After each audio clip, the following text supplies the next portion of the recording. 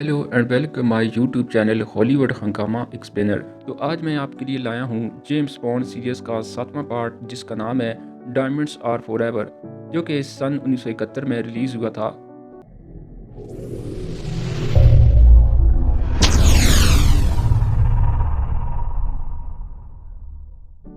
नाजरीन, bond serial के पिछले पार्ट में हमने देखा था कि ब्लूफील्ड ने जेम्स बॉन्ड की बीवी ट्रेसी को मार दिया है, जिससे बॉन्ड टूट गया है और वो अब किसी भी तरह अपनी बीवी का बदला लेना चाहता है।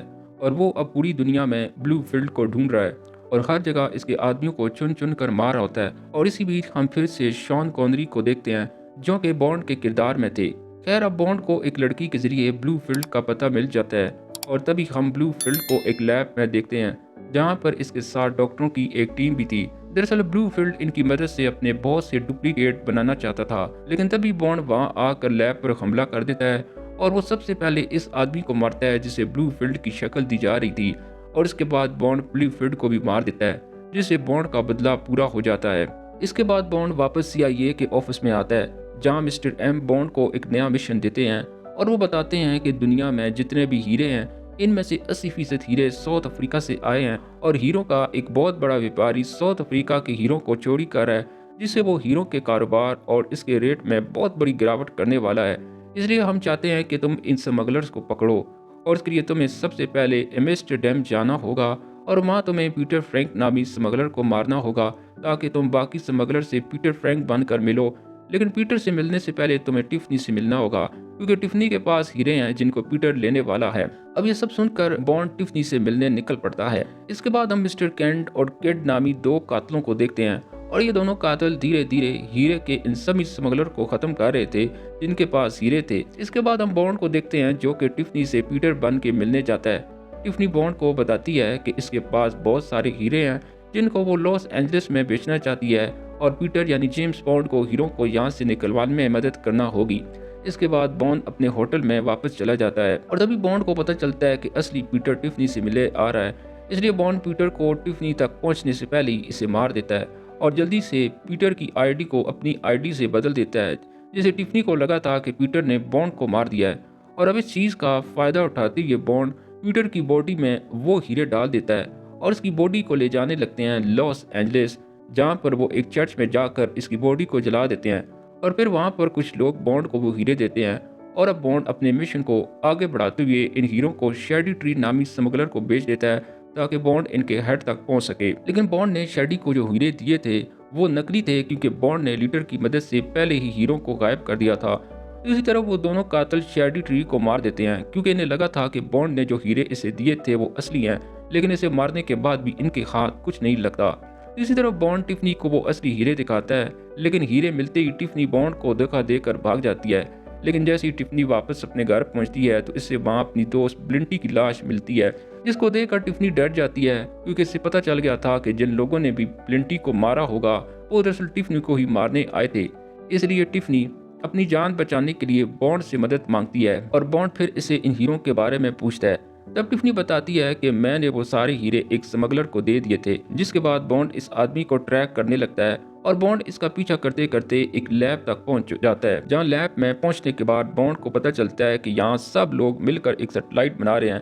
लेकिन अब इससे पहले कि बॉन्ड कुछ और पता लगाता, इन लोगों को पता चल जाता है कि बॉन्ड एक जासूस है। इसलिए अब सारे लोग बॉन्ड को पकड़ने की कोशिश करते हैं, लेकिन बॉन्ड इन सब को चकमा देकर वहां से भाग जाता है। और बॉन्ड को लीडर से पता चलता है कि वो रिसर्च लैब वर्ल्ड वाइड की है, लेकिन इस बात को कंफर्म करना मुश्किल है कि इस लैब में आखिर वो करना क्या चाहते हैं, और गवर्नमेंट भी इस हवाले से हमारी कोई मदद करना नहीं चाहती। इसलिए बॉन्ड अब अपने तौर पर पहुंच जाता है वर्ल्ड वाइड के घर। लेकिन वहां पहुंचते ही बॉन्ड एकदम शॉकट हो जाता है, क्योंकि वहां पर ब्लूफील्ड की शक्ल के दो आदमी थे और बॉन्ड को यह भी पता चलता है कि ब्लूफील्ड ने वाइट को पकड़ रखा है और ब्लूफील्ड के पास एक ऐसी वॉइस चेंजर मशीन थी जिसके जरिए वो वाइट का सारा कारोबार संभाल रहे हैं और इसकी आड़ में ये अपना काम भी कर रहे हैं। और जैसे ये बातें बॉन्ड को पता चलती हैं तो बॉन्ड ब्लूफील्ड को गोली मार देता है, लेकिन बाद में इसे पता चलता है कि इसने एक बार फिर नकली ब्लूफील्ड को मारा है।